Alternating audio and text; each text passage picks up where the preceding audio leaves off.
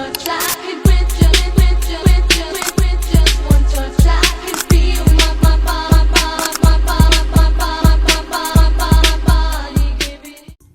Saya Juwita Adminingrum dengan NIM C0D024026 akan mempresentasikan terkait konsep pencatatan dari kewajiban jangka pendek berupa utang pajak penghasilan, utang pinjaman, utang atas sewa, dan wesel, serta dividen.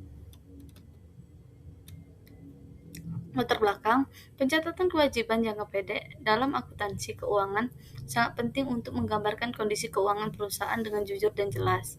Jenis kewajiban ini biasanya harus diselesaikan dalam 1 tahun atau 1 putaran operasi bisnis, meliputi hal-hal seperti utang pajak penghasilan atau PPh, utang pinjaman, utang sewa, wesel bayar, dan utang dividen. Cara mencatat harus sesuai dengan standar akuntansi keuangan atau PSAK di Indonesia serta aturan pajak dari Direktorat Jenderal Pajak atau DJP agar laporan keuangan tetap kredibel.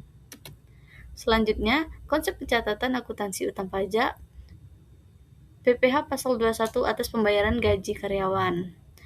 PPh Pasal 21 adalah pajak yang dikenakan kepada wajib pajak atas penghasilan yang diterimanya.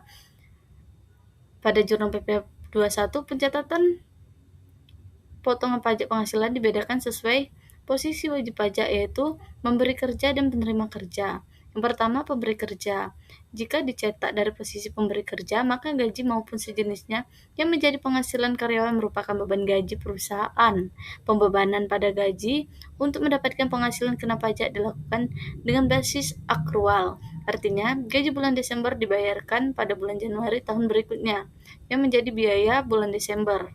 Contohnya, Torik merupakan karyawan PT Kemajuan Jaya dengan status TK0 yang memperoleh gaji bruto beserta tunjangan dan penghasilan lainnya selama setahun sebesar 180 juta. Dari informasi penghasilan ini diketahui potongan PPh Pasal 21 sebesar 22 juta. Untuk pencatatannya dapat kita lihat pada tabel berikut.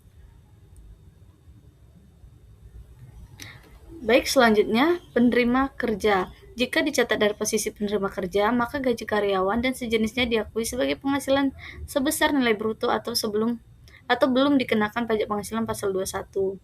Contohnya, Torik merupakan karyawan PT Kemajuan Jaya dengan status TK0 yang memperoleh gaji bruto serta tunjangan dan penghasilan lainnya selama 1 tahun sebesar 180 juta. Dari informasi tersebut, maka pencatatannya dapat dilihat pada tabel berikut. Contoh dari perhitungan PPh Pasal 21 dengan beberapa metode. Yang pertama, PPh 21 yang ditanggung sendiri oleh penerima penghasilan. Pada tanggal 25 Oktober 2022, PT Pakuan Abadi mencatat pembayaran gaji kepada para karyawan. Jumlah gaji yang dibayarkan kepada seluruh karyawan selama bulan tersebut adalah 300 juta. PT Pakuan Abadi memotong PPh 21 sebesar Rp18.750.000, premi BPJS Kesehatan sebesar Rp3.750.000, dan iuran pensiun sebesar Rp7.500.000, sehingga jumlah uang yang dibayarkan pada karyawan tersebut sebesar Rp270 juta.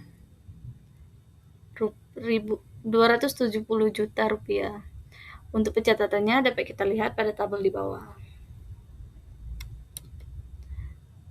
Berikut jurnal yang diperlakukan saat penyetoran pajak dan iuran lainnya, serta tabel atau jurnal yang diperlakukan untuk pengakuan beban gaji. Selanjutnya, ini ada tabel jurnal yang diperlukan untuk pembayaran gaji serta pelunasan utang PPh Pasal 21. Baik, selanjutnya ada PPh Pasal 21 yang ditanggung oleh pemberi kerja. Sebagaimana contoh sebelumnya, namun PPh Pasal 21 ditanggung oleh pemberi kerja. Dalam hal ini, pajak penghasilan ditanggung oleh pemberi kerja dan dicatat sebagai beban PPh Pasal 21, maka beban tersebut harus dikoreksi positif karena tidak diperkenakan untuk dibebankan seperti yang diatur oleh undang-undang terkait pajak penghasilan. Di bawah ini adalah break jurnal yang diperlukan pada saat pembayaran gaji. Selanjutnya, ada 2 jurnal, yaitu jurnal yang diperlukan untuk pengakuan beban gaji dan jurnal yang diperlukan untuk pengakuan beban gaji. Selanjutnya dapat dilihat ada jurnal yang diperlukan untuk pembayaran gaji, diperlukan untuk pengakuan beban utang PPh pasal 1, dan jurnal yang diperlukan untuk pelunasan utang PPh pasal 21. Berikut pencatatan akuntansi utang pajak PPh pasal 23 atas bunga pinjaman dan sewa. Akuntansi pajak PPh pasal 23 merupakan bagian integral dari proses pengelolaan pajak di dalam perusahaan atau entitas yang melakukan transaksi termasuk dalam cakupan pajak tersebut. PPh pasal 23 dikenakan atas penghasilan dalam bentuk bunga, sewa, royalti, hadiah, atau penghasilan yang diatur dalam Undang-Undang Pajak Penghasilan. Contoh pencatatan akuntansi utang pajak PPh pasal 23 atas bunga pinjaman sebagai berikut. PT Magelang pada April 2024 membayar bunga pinjaman kepada Bank Diamond sebesar 80 juta rupiah, kepada PT Senar sebesar 50 juta rupiah. Bagaimana perlakuan akuntansi pajak tersebut? Jawabannya, PPh pasal 23 yang harus dipotong dan disetorkan serta dilaporkan adalah PPh pasal 23 PT Senar sama dengan 15% dikali 50 juta, yaitu sebesar 7.500.000 rupiah. Dan PPh pasal 23 Bank Diamond tidak dipotong PPh pasal 23 karena bukan objek PPh pasal 23. Untuk pencatatannya dapat kita lihat sebagai berikut. Baik, contoh pencatatan akuntansi utang pajak PPh pasal 23 atas sewa. PT WMP memiliki bus dan disewakan kepada PT Zoro pada tanggal 3 Mei 2024 untuk jangka waktu 3 bulan dengan biaya sewa sebesar 15 juta per bulannya. Bagaimana perlakuan akuntansi pajak atas transaksi tersebut dapat kita lihat di bawah ini, yaitu ada jurnal yang dicatat oleh PT WMP di mana ada akun kas di bank. PP pasal 23 dibayar muka, pajak keluaran, dan pendapatan sewa. Untuk penempatannya dapat dilihat pada tabel berikut. Selanjutnya ada jurnal yang dicatat oleh PT Zoro atau pemotong PPh pasal 23, dan yang kedua ada jurnal yang dicatat oleh PT Zoro saat penyetoran PPh pasal 23 ke kas negara. Baik, selanjutnya mekanisme akuntansi utang pajak PPh pasal 26 untuk transaksi dengan subjek pajak luar negeri atau SPLN. PPh pasal 26 dikenakan atas penghasilan yang diterima subjek pajak luar negeri atau SPLN atau bentuk usaha tetap dari sumber Indonesia seperti dividen, bunga, royalti, sewa, atau jasa teknis. Tarif umumnya 20%, tapi bisa lebih rendah jika ada perjanjian penghindaran pajak berganda atau P3B atau SPLN punya NPWP, maka dikenakan tarif 15%.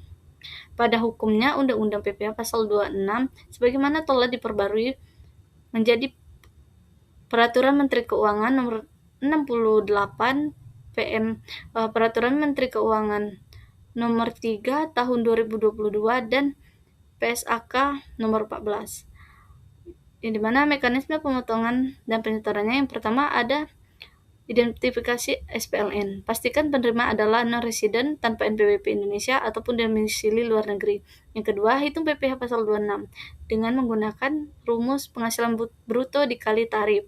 Yang ketiga, pada saat bayar, pajak dipotong sebelum pembayaran itu ke SPLN. Yang keempat, setor ke DJP. Gunakan SSP via e-Bupot unifikasi. Dan yang kelima, lapor SPT masa PPh 26 melalui via e-filing. Saat penyetoran pajak, yang pertama ada bayar royalti sebesar 100 juta ke SPLN dengan tarif 20% dan tanpa P3B, maka jurnalnya dapat kita lihat pada tabel berikut. Dan selanjutnya ada saat penyetoran ke DJP, maka jurnalnya sebagai berikut dapat kita lihat pada tabel. Selanjutnya pencatatan akuntansi utang pajak atas wesel bayar dan dividen sebagai kewajiban jangka pendek. Yang pertama, utang wesel atau wesel bayar. Perusahaan mencatat kewajiban dalam bentuk catatan tertulis sebagai wesel bayar. Wesel bayar biasanya diterbitkan ketika kita membeli barang dagangan atau aset lainnya. Wesel bayar juga bisa diterbitkan untuk menggantikan utang yang telah jatuh tempo. Utang wesel sering digunakan sebagai mengganti utang karena memberikan bukti resmi kewajiban kepada pemberi pinjaman jika upaya hukum diperlukan untuk menagih utang. Contoh, PT Autocare memiliki utang dagang kepada PT Munkis yang telah jatuh tempo sebesar 30 juta rupiah. Pada tanggal 5 Juli 2024, PT Autocare menerbitkan wesel bayar dengan bunga 5% dengan umur 45 hari. Jurnal saat mengubah utang menjadi wesel bayar dapat kita lihat. Yang pertama itu ada utang usaha pada posisi debit senilai 30 juta rupiah dan posisi kredit ada wesel bayar senilai 30 juta. Selanjutnya, jurnal saat pelunasan wesel bayar yaitu pada posisi debit ada wesel bayar senilai 30 juta dan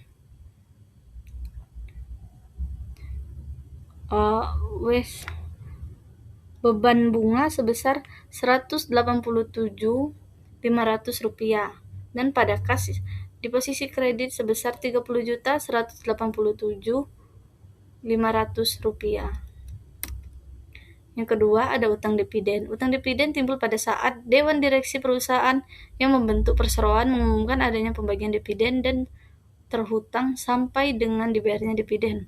Utang dividen merupakan tanggung jawab manajemen untuk membayarkan dividen kepada pemegang saham ketika keuangan perusahaan sedang surplus. Contohnya, pada tanggal 5 Mei 2024, PT Era mengumumkan akan membagikan dividen sebesar 35 juta yang dibayarkan pada tanggal 15 Juni 2024. Maka jurnal yang dicatat atas transaksi tersebut yaitu telah ditahan sebesar 35 juta di posisi debit dan utang dividen sebesar 35 juta di posisi kredit. Kesimpulan, pencatatan kewajiban jangka pendek, khususnya utang pajak penghasilan, sangat penting untuk memastikan laporan keuangan disajikan secara akurat dan sesuai standar. Kewajiban seperti PPh Pasal 21, 23, dan 26 timbul dari peran perusahaan sebagai pemotok pajak, sehingga harus dicatat dengan tepat karena bukan merupakan beban, melainkan kewajiban yang harus disetorkan kepada negara. Selain utang pajak, kewajiban lain seperti wesel bayar dan dividen juga perlu dicatat secara benar sesuai prinsip akrual. Ketepatan dalam pencatatan dan pelaporan ini sangat penting menjaga kepatuhan terhadap peraturan, menghindari sanksi, serta meningkatkan kualitas informasi keuangan bagi pengambilan keputusan. Sekian, terima kasih.